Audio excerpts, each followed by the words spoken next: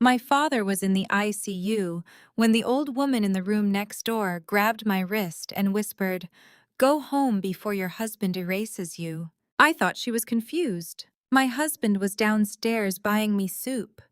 My stepmother was texting Bible verses in the family group chat. My younger sister was posting tearful updates online about staying strong for Dad.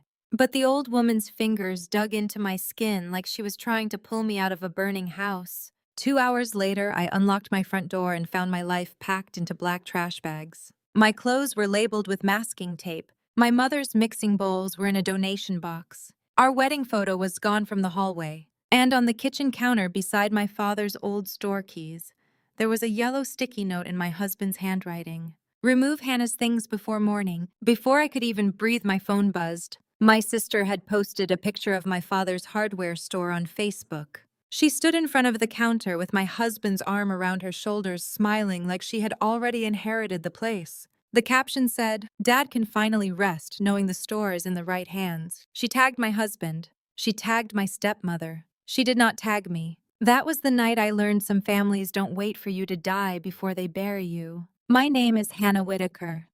I was 34 years old when my father had his stroke, and until that week, I still believed being quiet made me kind. I believed keeping peace made me mature. I believed when my husband said, "Let me handle it," he meant he was protecting me. For 6 years, Caleb Norris handled everything. The bills, the car insurance, the calls from my father's store, the holiday plans, the conversations that made me uncomfortable. The family dinners where my stepmother Beverly smiled at me with her mouth but not her eyes. Caleb always knew how to sound calm. That was his real talent. He could say something humiliating and make it sound like concern. He could make an insult look like advice if he lowered his voice enough. When I asked why my name wasn't on certain household accounts, he said, "You already carry so much emotionally. Let me carry the boring stuff." When I said I wanted to help more at my father's store, he smiled and said, "Hun, you're wonderful with children. Inventory and payroll are a different kind of pressure."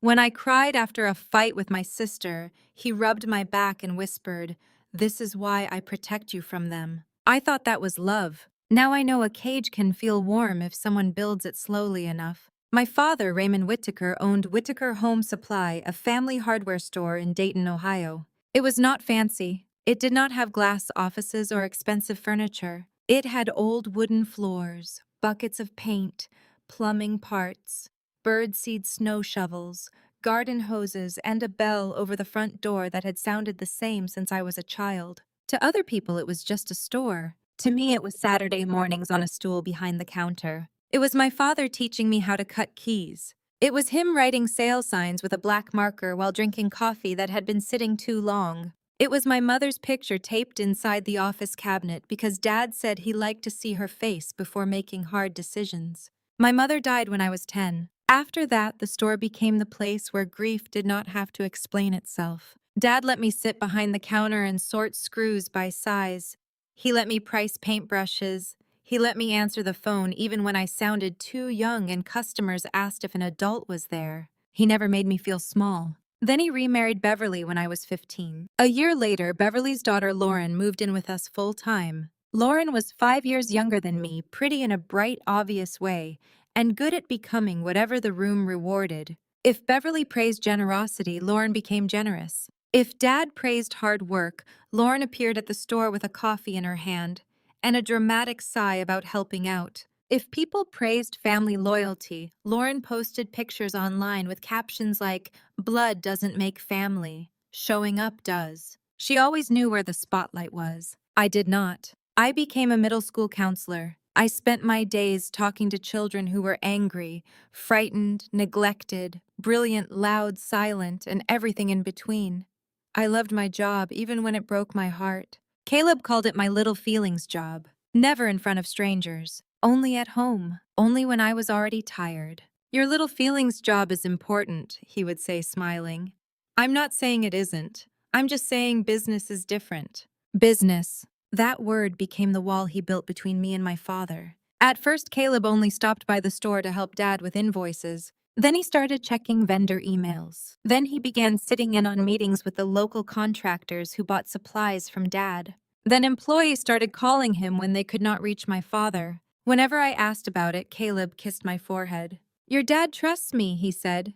Isn't that a good thing? I wanted it to be, so I made it one. That is how manipulation works. It doesn't always force you to believe a lie. Sometimes it simply hands you the lie and waits for you to decorate it yourself. The stroke happened on a Tuesday morning in January. Dad collapsed near the paint counter while helping a retired firefighter pick primer for his basement. One minute, he was arguing that people who skipped sanding deserved bad walls, and the next, he was on the floor, one hand still gripping a paint stirrer. By noon, he was in the ICU at St. Agnes Medical Center. By 2, Caleb had arrived wearing his charcoal coat and serious face. By 3, Lauren had posted a black and white picture of Dad from Christmas with the caption, "Pray for our rock, our rock." Not my father, not Dad, our rock. By 5, Caleb was speaking to doctors as if he were the only adult in the room. He asked about brain swelling. He asked about recovery timelines. He asked whether Dad would be able to participate in business decisions if his condition worsened. I remember turning toward him when he said that. Something about the phrase bothered me. Not breathe, not wake up, not remember us. Participate in business decisions. But I was tired, scared, and wearing yesterday's sweater. I let the thought pass. The ICU hallway was too bright. The chairs were hard plastic. Everything smelled like antiseptic old coffee and fear. Beverly sat in the waiting room, calling relatives and sighing as if grief were a performance she was expected to lead. Lauren cried into her phone, angling the camera so the hospital bracelet on her wrist showed. She was not a patient. She had asked a nurse for one for family identification and kept it on. Caleb brought me tea and told me to drink. He brought me soup and told me to eat. He took my phone and said he would update the family group chat because I was too overwhelmed. He told the doctor Hannah gets emotional. You can direct the practical details to me. The doctor glanced at me. I opened my mouth. Nothing came out. That was what 6 years of being corrected in private had done to me. It had not stolen my voice. It had trained me not to trust when it arrived. Across the hall, the door to room 317 was open. An old woman sat near the doorway in a recliner wrapped in a faded blue cardigan. Her silver hair was cut bluntly at her chin. Her face was lined, but her eyes were sharp. She watched Caleb the way a woman watches a stove she knows has a gas leak. A nurse stopped by her door. "Mrs. Rowe, you should be resting." "I have been resting since 1989, the woman said. "I'm bored of it." Caleb smiled politely at her. She looked through him like glass. Around 8:30, Caleb stood. "I'm going downstairs," he said. "The cafe has soup. Don't move." "Not wait here. Not I'll be right back." "Don't move." He said it gently. That somehow made it worse. The elevator doors closed behind him. The old woman lifted one crooked finger. "Come here." I looked behind me. She meant me. I crossed the hall. "Are you okay?" I asked. She reached out so quickly I almost stepped back. Her cold fingers closed around my wrist. "What's your name?" "Hannah." "Your husband's name?" "Caleb." Her mouth tightened. "Go home before Caleb does." I stared at her. "I'm sorry. Go home before your husband erases you." My chest tightened. "My father is in the ICU. I can't just—" "I know where your father is," she said. "I've been watching that man of yours all day." I gently pulled my wrist back. "Mrs. Rowe, I think you might be misunderstanding. Most women say that the first time someone tries to save them." My face went hot. "I'm not in danger." Her eyes did not move from mine. "That is exactly what danger sounds like when it has learned your voice." I should have walked away. Instead, I stayed. Maybe because nobody else had spoken to me like I was awake. Mrs. Rowe glanced toward the elevators. "Your husband was on the phone by the vending machines. Thought nobody could hear him. He said, 'By the time she stops crying, the store will already have a new face.'"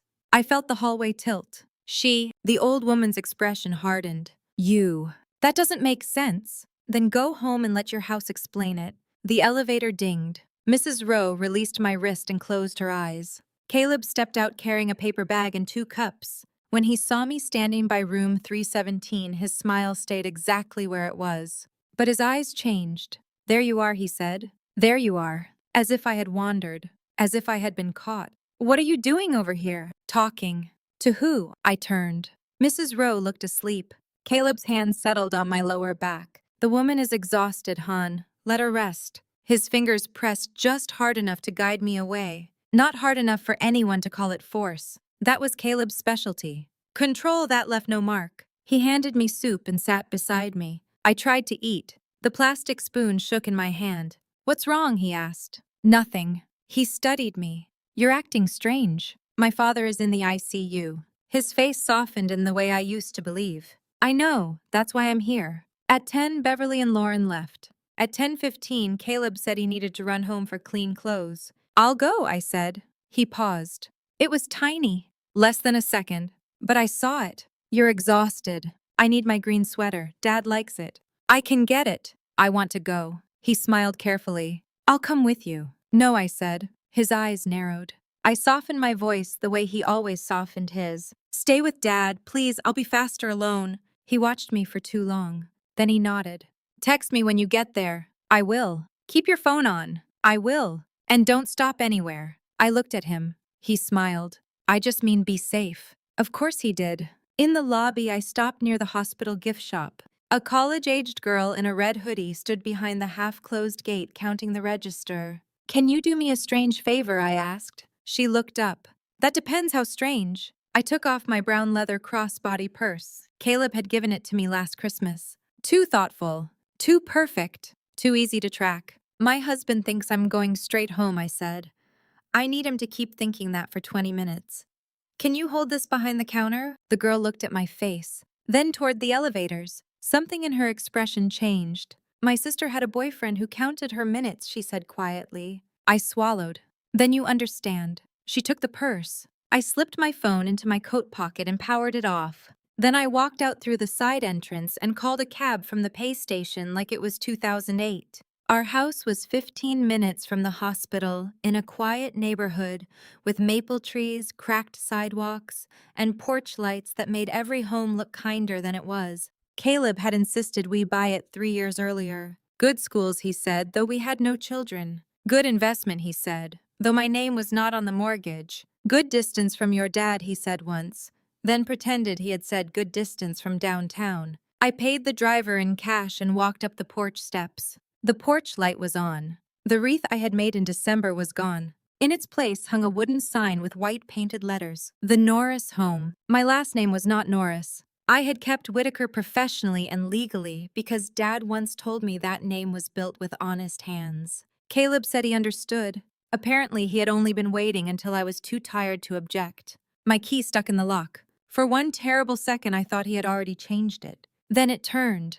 The house opened into silence. Not empty house silence, change silence. The kind that comes after people have touched your things with decisions already made. The hallway wall stopped me first. Our wedding photo was gone. The picture of Dad teaching me to hold a hammer at 8 years old was gone. The photo of my mother in her yellow sweater was gone. In their place were 3 black and white prints Caleb had bought online. Abstract shapes. No people, no history, no me. I walked into the living room. 2 black trash bags sat beside the couch. One had a strip of masking tape across it. Hannah, clothes. I opened it. My sweaters, my jeans, my work blouses, folded neatly, because Caleb never missed a chance to make cruelty look organized. The second bag said, "Donate." Inside were my mother's mixing bowls, the quilt my grandmother made, the chipped blue mug I used every morning, and the framed drawing one of my students had given me after surviving the worst year of her life.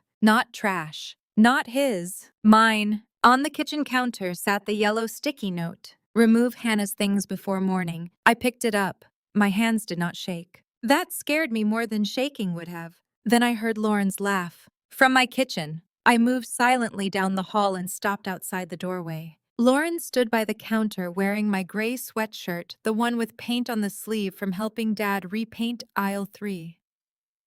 Beverly sat at the table in her camel coat. Caleb stood by the sink scrolling through his phone.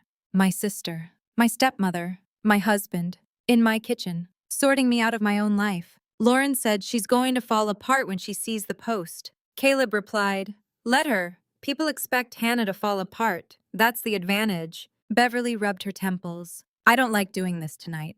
Caleb did not look up. Bev, timing matters. Ray is in the ICU. Everyone is emotional. If we wait, Hannah will make this about feelings. Lauren laughed. She makes everything about feelings. She cries when someone raises their voice. Caleb smiled. By the time she stops crying, the store will already have a new face. The words landed exactly where Mrs. Rose said they would. Beverly whispered Ray always wanted Hannah involved. Lauren's face twisted. Dad wanted Hannah involved because he felt guilty about her mother. That's all. Something inside me went still. Caleb glanced at her. Careful. No, Lauren said. I'm tired of pretending. She's been living off her tragic daughter's story her whole life. Her mom dies, and suddenly Dad treats her like some sacred little relic. Meanwhile, I'm the one who actually showed up. Beverly closed her eyes. Caleb's voice stayed calm. That resentment is exactly why you need to control yourself tomorrow. Tomorrow. My breath caught. What happens tomorrow? Beverly asked. Caleb placed his phone on the counter. First, we tell the store employees Hannah is taking a mental health break. I already emailed her principal from her laptop saying she may need time away from work. The room tilted. He had emailed my school, from my laptop, about my mental health. Lauren nodded. Good, that makes it harder for her to play victim. Second, Caleb continued, the new sign installer comes at noon. Beverly looked up. What new sign? Lauren smiled. Whitaker Norris Home Supply. I pressed one hand against the wall. Caleb said not permanent, just transitional. Lauren rolled her eyes. Everything is transitional until people get used to it. Beverly's voice trembled. Ray is still alive. Caleb finally looked at her. Yes, and if he wakes up to a family already unified around the practical choice. Lauren laughed softly. And if he doesn't, Hannah won't have enough backbone left to fight anything. I stepped backward. The floor creaked. Caleb turned. For 1 second, nobody moved. Lauren's face drained of color. Beverly whispered Hannah. Caleb recovered first. Of course he did. He smiled. Hey, you scared us. I looked at my clothes. At Lauren in my sweatshirt. At Beverly's silent hands. At Caleb's calm face. What are you doing? Caleb came toward me slowly, hands open. Han, this looks bad. That's because it is bad. His smile tightened. We were trying to reduce your stress. With trash bags. Lauren crossed her arms. You weren't supposed to come home. Caleb shot her a look. That was the first honest thing anyone in that kitchen had said. I turned to my sister. Take off my sweatshirt. She blinked. What? Take off my sweatshirt. Her mouth opened. Caleb stepped between us. Hannah, enough. For 6 years, that voice ended conversations. Tonight it started something. Number. The word was small, but it changed the air. Caleb's eyes sharpened. No, don't enough me. Don't calm me down. Don't explain me to myself. My father is in the ICU and you are packing my life into garbage bags. Beverly stood. Sweetheart, we were only... I turned to her. Do not sweetheart me while sitting beside a donation box with my dead mother's dishes in it. Her face crumpled. Lauren snapped, you don't even use those bowls. They are mine. You always do this, she said, voice rising. You turn everything into some sacred memory. The bowls, the store, your mom, Dad's guilt. You don't want responsibility. You want everyone to keep feeling sorry for you. I stared at her. There it was. The poison under every holiday dinner. Every fake smile. Every comment about loyalty. Caleb spoke gently. Hannah, listen to me. You are overwhelmed. You need rest. Tomorrow we can all sit down and talk like adults. Adults don't steal someone's life while she is sitting beside her father's hospital bed. His face hardened, just for a moment. Then the mask returned. You're being dramatic. No, I said, I'm being accurate.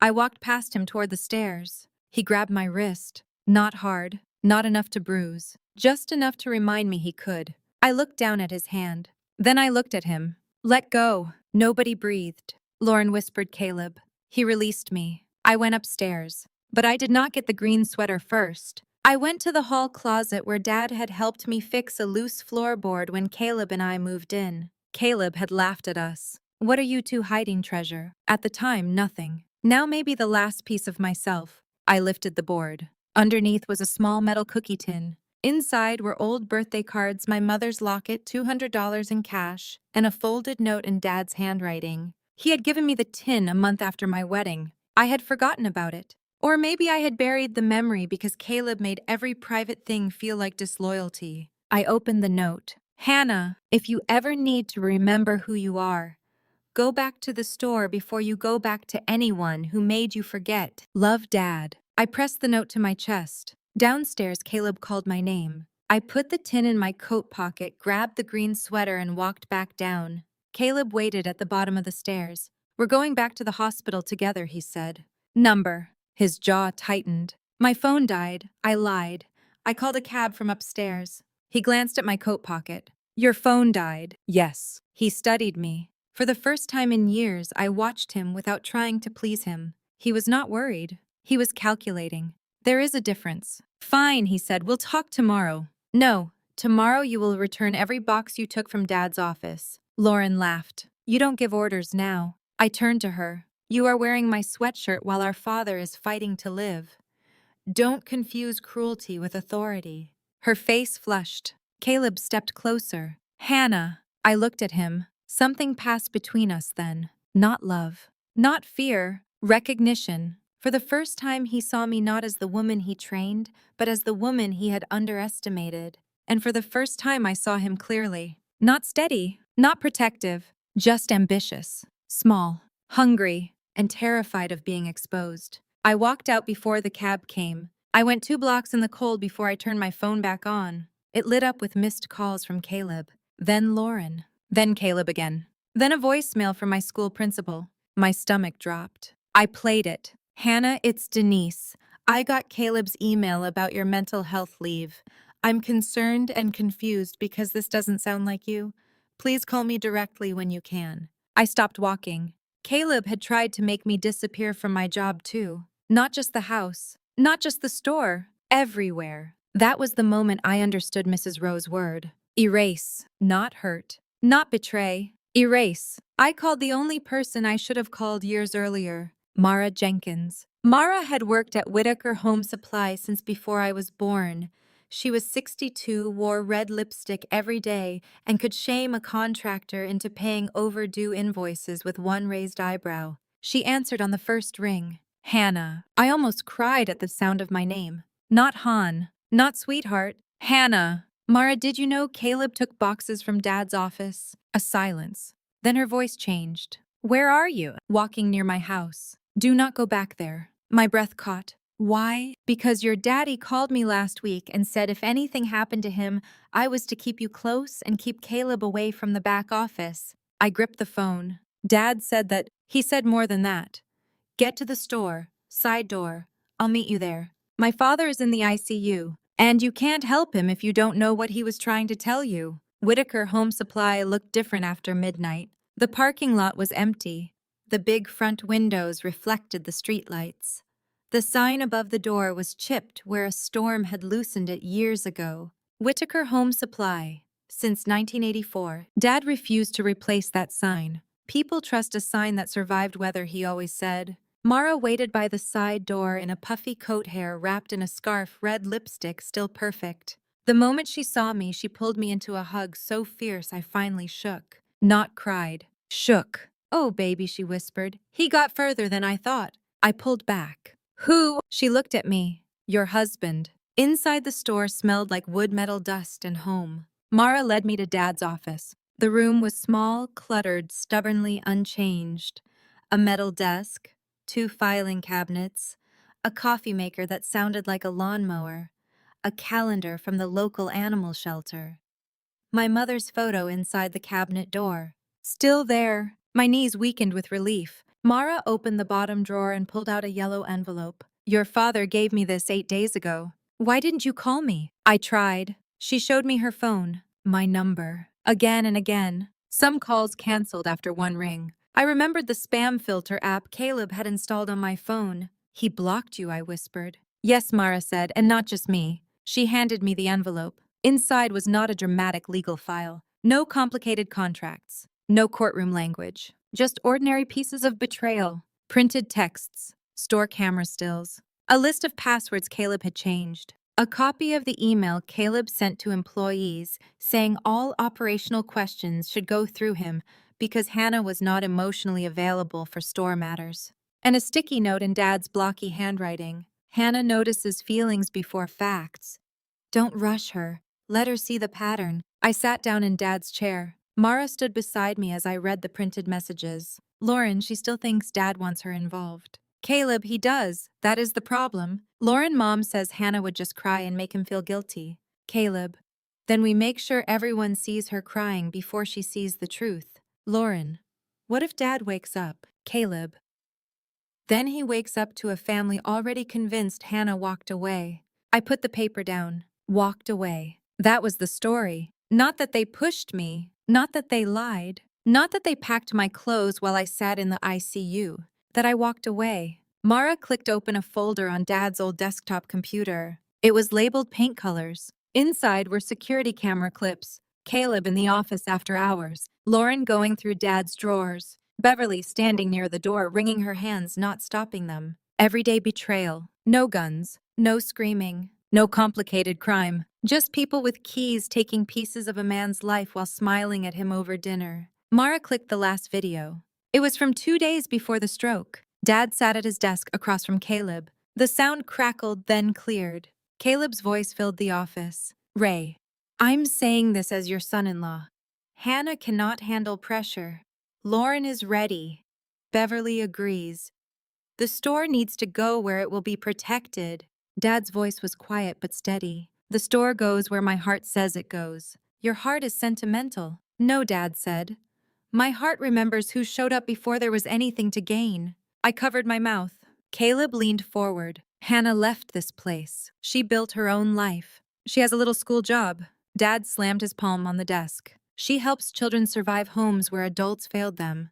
Do not make that small in my office. For a second, Caleb's mask slipped. You are making a mistake. Dad looked up at him. Then it is mine to make. The video ended. I sat in silence. Mara put a hand on my shoulder. He was going to tell you everything at Sunday dinner. Sunday dinner. He asked me to come. Said he wanted someone there who wouldn't let the family steamroll you. Sunday dinner never happened. Dad collapsed Tuesday. My phone rang. Caleb, Mara said, answer speaker. I did. Where are you? Caleb asked. No hello. No, are you safe? Where are you? At the hospital, I lied. A pause. No, you're not. My blood went cold. Mara's eyes narrowed. He knew. Not from my purse. Not from my phone. Something else. Maybe he had called the ICU. Maybe he had checked the store cameras. Maybe he had tracked my car. What do you mean? I asked. His voice lowered. Hannah, this is not the night to play games. Games. My father was in the ICU. My belongings were in trash bags. My sister was trying to take my place. My husband had emailed my principal to make me look unstable. But to Caleb, my disobedience was a game. I needed air, I said. Tell me where you are. Number. The silence after that word was almost beautiful. Then Caleb laughed softly. You've been talking to someone. I said nothing. This isn't you. There it was. The oldest trick. Convince a woman that her courage belongs to someone else. This is me, I said. No, he replied. You're upset. You saw a few things out of context and now you're spiraling. Mara mouthed, keep him talking. I looked at Dad's desk, at my mother's photo, at the coffee mug that said world's okayest boss. What context makes it okay to pack my clothes into trash bags? He sighed. We were preparing the house so you wouldn't have to. What context makes it okay to email my job and tell them I'm mentally unwell? Another pause. This one was longer. You checked your voicemail. Yes. Hannah, I was trying to protect your reputation. By damaging it first. His voice sharpened. You need to come home. Number. You need to remember who has been taking care of you. For years that sentence would have bent me. Tonight it straightened my spine. I remember everything now. Then I hung up. Mara nodded once. Good. Now we call your father's doctor. At 2:30 a.m., I returned to St. Agnes with Mara beside me and Dad's yellow envelope inside my coat. The gift shop was closed, but the girl in the red hoodie saw me through the gate and came out carrying my purse. Your husband came looking for this, she said. My stomach dropped. What did you tell him? That I didn't know you. She handed me the bag. Then she added he smiled too much. Sometimes strangers save you with one sentence. Sometimes they save you by lying at exactly the right time. Upstairs, the ICU hallway was dim. Night shift quiet. Monitors blinking. Nurses moving like ghosts. Mrs. Rowe's door was open. She was awake. When she saw Mara and me, she gave the smallest nod. Good, she said, you went. I stopped in her doorway. How did you know? Her face turned toward the dark window. My daughter had a husband who packed her life before she knew she had been thrown away. Mara touched my arm. Mrs. Rowe continued. He made everyone believe she was unstable, dramatic, ungrateful. He used soft words in public and sharp ones at home.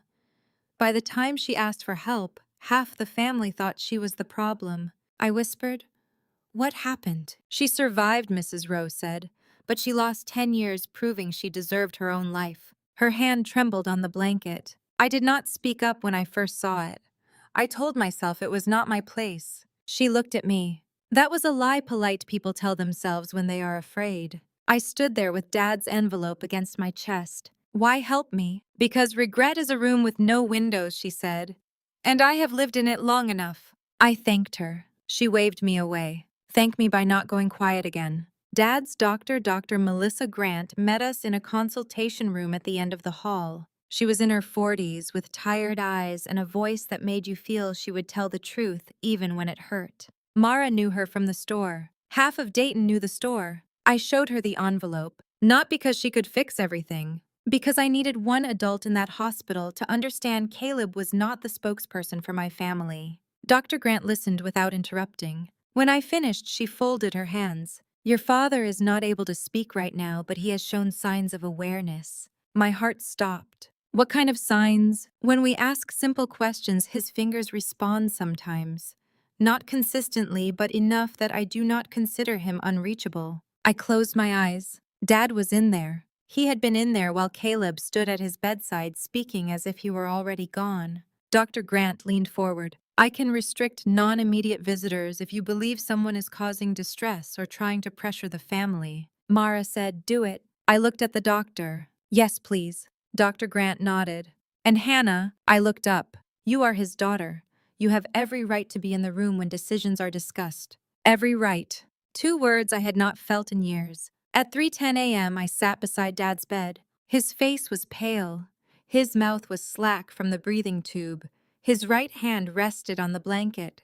I took it. "Dad," I whispered, "it's me." No movement. I swallowed. "I went to the store." His fingers twitched. "Once." My breath caught. Mara stepped closer. "I saw the envelope," I said. "I saw what Caleb and Lauren were doing." Dad's fingers curled weakly around mine. "Not much." "Enough." "I'm sorry," I whispered. His fingers tightened again. "Number." That was what it felt like. "Number. Not your fault." I leaned forward and pressed my forehead to his hand. For years, I thought strength would feel like anger. But in that room, strength felt like my father's weak fingers telling me not to apologize for being betrayed. Morning came pale and cold. By 7, Lauren had deleted her Facebook post. By 7:30, Beverly texted me. "Beverly, we need to talk as a family before outsiders get involved." Outsiders. Mara had worked for Dad for 38 years, but she was an outsider. Mrs. Rowe, who saved me, was an outsider. The doctor protecting Dad was an outsider.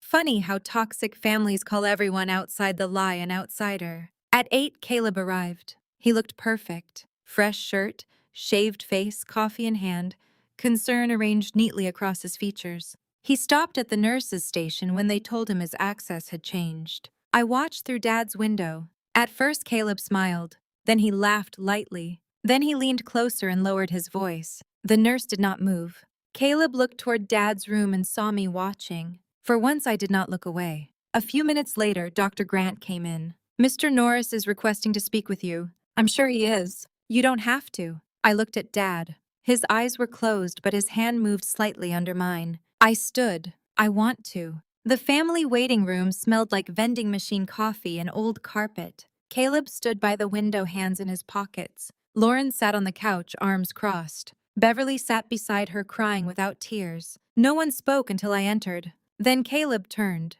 "Hannah, this has gone far enough." I almost smiled. That is exactly what people say when your pain finally becomes inconvenient. I sat across from them. Mara stood by the door. Caleb glanced at her. "This is family business." Mara said, "Then maybe family should start acting better." Lauren rolled her eyes. I looked at Caleb. "What do you want?" He spread his hands. "I want everyone to calm down. Your father is sick. This is not the time for drama. You packed my life into trash bags." Lauren snapped, because you weren't thinking clearly. You wore my sweatshirt while doing it. Her mouth closed. Beverly dabbed her eyes. Hannah, sweetheart, nobody is trying to hurt you. I looked at my stepmother. For a moment, I saw not a villain, but something sadder. A woman who had spent so many years choosing the easiest side that she no longer knew how to stand upright. You let them remove my mother's bowls from my kitchen, I said. Her face crumpled. I thought it would be easier if… For who? She had no answer. Caleb stepped in. Enough emotional inventory. The reality is simple. The store needs leadership. Lauren has been present. I have been managing vendor accounts. Beverly agrees that you are overwhelmed. Nobody is cutting you out. We were preparing a transition. A transition away from me. A transition towards stability. There it was. A clean word over a dirty thing. Stability, he continued. We were going to offer you a monthly payment. You keep your counseling job. You don't worry about repairs, payroll, staffing, vendors, winter supply orders, any of it. You get peace. Peace. He meant silence. I reached into my coat and pulled out Dad's note from the floorboard. I unfolded it and placed it on the table. Caleb's eyes flicked down. His expression changed before he could stop it. Lauren leaned forward. What is that? My father reminding me who I am. Caleb smiled tightly. That is touching, but handwritten notes don't run businesses. No, I said. People do, honest ones. Lauren laughed bitterly. You want to run Whitaker Home Supply now, since when you left Hannah. I stayed. You stayed because Dad paid you after you quit 3 jobs. Her face went red. I had never said that out loud. Not once. Beverly whispered Hannah. No, I said, still looking at Lauren. You don't get to call my job small while living off Dad's patience. You don't get to call yourself loyal because you stood near the cash register when you needed rent. Lauren stood. You always do this. What? Act like you're better than us because Dad loved your mother more. The room went quiet. Even Caleb looked at her. There it was. The old wound. The thing nobody said. Lauren's jealousy had never been about the store. It was about a dead woman whose picture Dad kept in a cabinet. It was about a childhood she imagined I had stolen before she was even born. Beverly covered her mouth. Lauren's eyes filled, but her voice stayed sharp. You got the perfect tragic story. Poor Hannah lost her mom. Poor Hannah, Daddy's little shadow. And the rest of us were just supposed to live around that shrine. For the first time, I saw my sister clearly. Not just selfish, not just cruel, hungry for a love she thought had already been spent. But pain does not excuse betrayal. I stood too. Dad had enough love for both of us. You kept trying to turn it into a contest. Caleb clapped once softly. Beautiful. Very therapeutic. Are we done? Before I could answer, the door opened. Dr. Grant stepped in. Hannah, your father is awake. Everything stopped. Caleb moved first. Dr. Grant blocked him. Immediate family only. He smiled. I'm his son-in-law. And currently restricted. His face hardened. Hannah. I walked past him. For once, his voice did not follow me into obedience. Dad's eyes were open. Not fully. Not easily. But open. The ventilator tube was gone. His speech was rough, barely above a whisper. But when I reached his bedside, he looked straight at me. My girl, he rasped. I broke then. Not in the waiting room. Not in front of Caleb. In front of the only person who never made my tears feel like evidence against me. Dad lifted his hand an inch. I took it. I'm here, I said. I'm right here. His eyes moved toward the door. Caleb, outside. Dad closed his eyes. Good. Mara stood at the foot of the bed crying silently. Dad looked at her. You gave her the envelope. Yes, Raymond. Good. Dr. Grant warned him not to push, but Dad shook his head slightly. No, need to say. I leaned close. He looked at me with the weight of every Saturday morning, every paint can, every birthday candle, every hard year after Mom died. I did not choose him over you. My tears fell onto the blanket. I thought you did. I know. That hurt more than I expected. Dad swallowed with effort. I saw late, but I saw. I squeezed his hand. He tried to make everyone think I walked away. Dad's mouth trembled. You came back. Those 3 words undid me. You came back. Not where were you? Not why didn't you notice? Not how could you let this happen? You came back. The door opened hard. Caleb stood there, face flushed, Lauren behind him, Beverly crying for real now. I'm sorry, the nurse said. He pushed past. Dad's eyes moved to Caleb. For 1 second, the room was silent. Then Caleb transformed.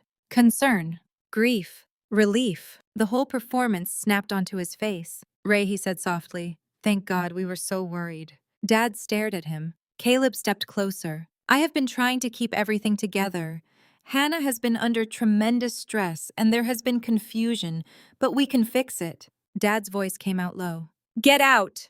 Caleb froze. "Ray, I don't think you understand. I understand you just fine." Lauren began crying. "Daddy, please, we were only trying to help." Dad looked at her. That look hurt even me. Not anger, disappointment. The kind that does not shout because it has already accepted the truth. "Lauren," he whispered, "you let envy make you cheap." She recoiled as if slapped. Beverly sobbed. "Raymond, I should have stopped it." Dad's eyes moved to her. "Yes, one word. No cruelty. No performance. Just truth." Caleb's face darkened. "You're all being emotional. Ray, you had a major stroke. You're not thinking clearly." Dad's hand tightened around mine. Then he said the sentence that ended my marriage before any court, any paperwork, any signature ever could. "The clearest thing I see is my daughter." Caleb's mouth opened. Dad was not finished. "And I see the man who tried to make her invisible." The room went still. Caleb looked at me then, not with love,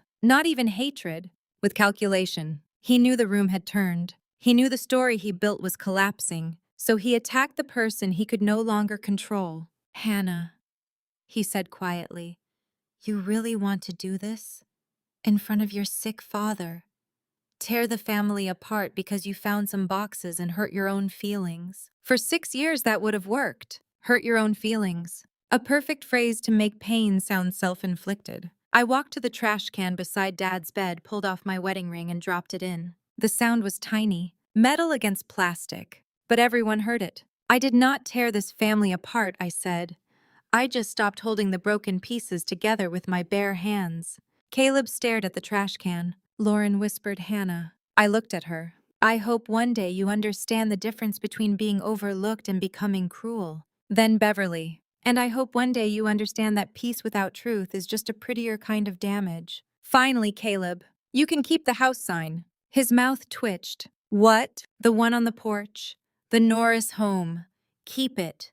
That house stopped being mine the moment you decided I could be bagged up and removed." I turned back to Dad. "But the store is Whitaker." Dad's eyes filled, and so am I. If the story ended there, maybe it would have been enough. But people like Caleb do not disappear just because they are exposed in one room. They try one more door. 3 weeks later, Dad was out of the ICU and in a rehabilitation unit. He was weak, angry at his cane, furious at soup, and stubborn enough to argue with a speech therapist about whether hardware counted as one word or two. Whitaker Home Supply had been closed part-time while Mara and I sorted through what Caleb had changed. He had switched passwords, redirected vendor emails, told employees I was taking an indefinite emotional leave. He had even scheduled a sign company to install the new sign Lauren mentioned. Whitaker Norris Home Supply. He did not cancel it. That was Caleb's mistake. He still believed people would follow whoever sounded most confident. So we let the installer come. We let the local vendors arrive for the transition meeting Caleb had scheduled before everything fell apart. We let Lauren show up in a cream coat, pale and nervous. We let Beverly sit in the back near the birdseed bags, looking like a woman who had finally learned guilt is heavier when you stop explaining it. And at exactly noon, Caleb walked through the front door of Whitaker Home Supply, wearing a navy suit and the same calm expression he had worn in the hospital. The bell rang above him. Every head turned. Mara stood behind the counter. I stood beside her. The employees stood along aisle 1. A few regular customers lingered near the paint section, pretending to compare brushes while listening to every word. Caleb smiled as if he owned the air. "I see everyone is here," he said. Nobody answered. The sign installer outside lifted the new board from his truck. Caleb looked at me. "Hannah, this is unnecessary. I know you're angry, but the store needs to function." "It is functioning." He laughed softly. "You don't even know the winter supplier's schedule." Mara held up a clipboard. "She does." He glanced at Mara. "Mara, with respect, this is not your decision." Mara smiled. "With respect, Caleb, most of us stopped respecting you around the trash bags." A contractor near the paint aisle coughed to hide a laugh. Caleb's smile tightened. He turned to the vendors. I apologize. There has been a family misunderstanding. Hannah has been under emotional strain since Ray's hospitalization. I'm sure you can all understand that grief affects judgment. I stepped forward. My judgment is fine. Hannah, no, you do not get to narrate me anymore. The room went silent. I placed a small speaker on the counter. Caleb's eyes flicked to it. For the first time, real fear crossed his face. Not dramatic, just a crack. Enough. I pressed play. His own voice filled the store. People expect Hannah to fall apart. That's the advantage. Lauren flinched. Beverly covered her face. The recording continued. By the time she stops crying, the store will already have a new face. A low murmur moved through the room. Caleb stared at the speaker, then at me. You recorded me. No, I said. You were simply loud enough for the truth to hear you. Mara stepped beside me. One of the employees, a quiet man named Pete, who had worked in plumbing supplies for 12 years, spoke from aisle 2. You told us Hannah quit. Caleb turned. She was not in a position to. Pete cut him off. You told us she didn't care about the store. Another employee, Denise, said. You told me not to call her because it would upset her. A vendor near the counter shook his head. You told me Ray asked for the name change. Caleb lifted both hands. Everyone needs to calm down. I almost laughed. There it was again. The sentence men like him use when calm is the last weapon they have left. The front door opened. The bell rang. Every head turned. Dad stood in the doorway with a cane in one hand and Dr. Grant's warning clearly being ignored in the other. Mara gasped. Raymond Whitaker, I swear. Dad lifted a hand. Don't start, Mara. The room froze. Dad walked slowly, painfully, proudly to the counter. I moved to help him. He shook his head. Let me. Step by step, he crossed the store he built. Customers moved aside. Employees stood straighter. Caleb went pale. Dad stopped in front of him. His voice was rough but clear enough. This store does not recognize men who pack women into trash bags and call it leadership. No one breathed. Dad looked toward the front window where the sign installer stood holding the new board. Take that thing back to your truck. The installer did not need to be told twice. Dad turned to the room. My daughter did not walk away from this family. This family tried to walk over her. Lauren started crying. Dad looked at her, but he did not soften. Some of us will spend a long time making that right. Then he looked at Caleb. You are not welcome in my store. Caleb's mouth tightened. You will regret humiliating me in front of these people. Dad leaned on his cane. No, Caleb.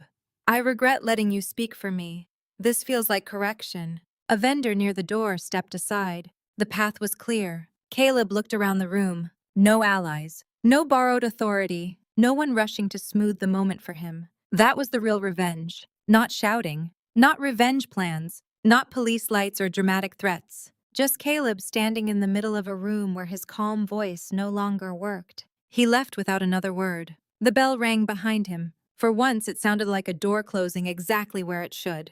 The weeks after that were not simple. Real life rarely gives clean endings. Caleb sent long texts first, then cruel ones, then calm ones, then messages through people who said things like, marriage is hard. Maybe he panicked. You don't want regrets. I learned that people who benefit from your silence often call your boundaries bitterness. Lauren did not come to the store for a while. When she finally did, she stood outside for 10 minutes before opening the door. I watched her through the window and did not rescue her from discomfort. That was new for me. She walked to the counter. I'm not here to ask for anything, she said. That's new. She nodded like she deserved that. I started therapy. I said nothing. Mom, too. Still nothing. Lauren swallowed. I hated you for being loved in a way I didn't understand. Caleb saw that and used it, but he couldn't have used what wasn't already there. That was the first honest thing my sister had said to me in years. I looked at her. I'm glad you know that. Her eyes filled. Do you think Dad will ever forgive me? That is between you and Dad. And you? I thought about my clothes and trash bags, my mother's bowls in a donation box, her Facebook post, her wearing my sweatshirt. Her calling herself loyal while helping erase me. I don't know yet, I said. It hurt her, but it freed me. Forgiveness given too quickly can become another way to abandon yourself. So I did not perform healing for her comfort. I let the truth stand between us. Beverly wrote me a letter, 6 pages, some apology, some excuse, some truth. She admitted she had resented the way Dad kept my mother's memory alive. She admitted she had pushed Lauren toward the store because she wanted proof their side of the family mattered too. She admitted Caleb made her feel useful at a time when Dad was pulling away from her emotionally. It did not fix everything. Truth rarely fixes things at first. Mostly it clears the room so healing has somewhere to stand. Mrs. Rowe died in March. Her daughter came to the store with a shoebox. She wanted you to have this, the woman said. Inside was the faded blue cardigan Mrs. Rowe had worn in the hospital and a note written in shaky handwriting. Hannah, I spent too many years calling silence wisdom. It is not. Silence protects the person doing harm, not the person being harmed. When you see the pattern, speak. When you hear the wrong sentence in the hallway, speak. When someone tells you it is none of your business, remember that cruelty survives because too many people mind their business at the wrong time. You went home. Now keep going. Evelyn Rowe. I taped that note inside Dad's office cabinet beside my mother's photo. Dad recovered slowly, not perfectly. His right hand never regained full strength. He walked with a cane. He forgot words sometimes and got angry when his body could not keep up with his mind. But he came back to the store. The first full day he returned, he stood in the doorway leaning on his cane, breathing hard, looking at the aisles like a man seeing his own heart outside his body. I had changed one thing. Above the counter where the old sign used to say, Ray Whitaker owner, there was a new sign. Ray Whitaker and Hannah Whitaker family owned, honestly run. Dad stared at it for a long time. Then he said, your mother would like that. I smiled. I think so too. He looked at me. I am sorry I didn't pull you closer when I saw him pushing you away. I took his hand. I am sorry I mistook distance for rejection. He shook his head. No more sorry today. No more sorry. Nope. Today we sell snow shovels and judge people who buy the flimsy ones. I laughed so hard, Mara yelled from aisle 3.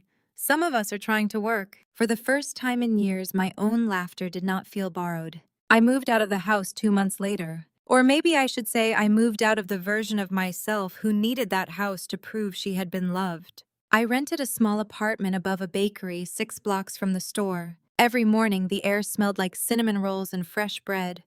The floors creaked. The bathroom faucet dripped if you did not turn it just right. The living room wall was uneven, so every picture hung slightly crooked. I loved it, because every crooked frame was mine. Months passed. The store survived. Then it grew. Not because I was some natural business genius, because I asked questions, because Mara knew everything, because Dad taught me what he could, because employees who had been quiet under Caleb started speaking freely. Because customers trusted honesty more than polish. I made mistakes, ordered too much patio sealant, forgot to schedule a delivery, cried in the back office after a vendor called me sweetheart 3 times and asked if there was a man he could speak to. Then I called him back and canceled the account. Mara brought me coffee and said that was expensive. I said so is disrespect. She grinned. Now you sound like your daddy. The first Thanksgiving after Dad's stroke, we did not have dinner at Beverly's house. Dad, Mara, Mrs. Rowe's daughter, 2 employees with nowhere to go, and I ate in the store after closing. We put folding tables between the paint aisle and the garden tools. Someone brought turkey. Someone brought sweet potatoes. Dad made terrible gravy and insisted it was rustic. Before we ate, he tapped his glass with a spoon. Everyone quieted. Dad stood slowly with his cane. I used to think family was who sat at the table because of blood or marriage, he said. Then I got sick and learned family is who protects your chair when you can't sit in it. He looked at me. I almost let my daughter believe she had no chair. My throat tightened. But she came back and built a bigger table. Mara wiped her eyes and pretended she had allergies. Dad raised his glass. To Hannah. I shook my head. To everyone who spoke up, I said. So we drank to that. To Mara. To Dr. Grant. To the girl in the hospital gift shop. To Mrs. Rowe.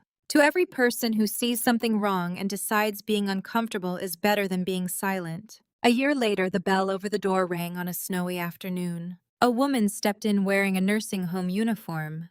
She looked tired in a way I recognized immediately. Not sleepy, managed, carefully held together. She walked to the counter and asked for a lock. What kind, I asked. She looked down. One for a bedroom door. Mara glanced at me from aisle 2. I kept my voice gentle. Do you want the kind that keeps people out, or the kind that helps you feel safe while you decide what comes next? The woman's eyes filled. That was when I understood what legacy had become. Not the store, not the sign, not even the Whitaker name. Legacy was the sentence you offer someone at the moment they are trying to decide whether their fear is real. Mrs. Rowe gave me one. Go home before your husband erases you. Dad gave me another. Go back to the store before you go back to anyone who made you forget. Now I had one of my own. You are not crazy for noticing what hurts. If you are listening to this story right now and something in it feels familiar, I hope you hear me clearly. Love does not erase you. Family does not pack your life into trash bags and call it help. Peace does not require you to disappear. And dignity is not something people give back once they are finished using you. Sometimes you have to walk into the house, see the truth with your own eyes, and decide that the person they buried quietly is going to stand up in front of everyone. My father did not leave me a perfect family. He left me something better. A name I could stand inside. A store with honest floors. A note under a loose board. And the courage to stop mistaking silence for kindness. So tell me in the comments, if you were Hannah, would you have confronted them in the kitchen that night or stayed quiet until you had a stronger plan? And have you ever had to choose your dignity over keeping peace with family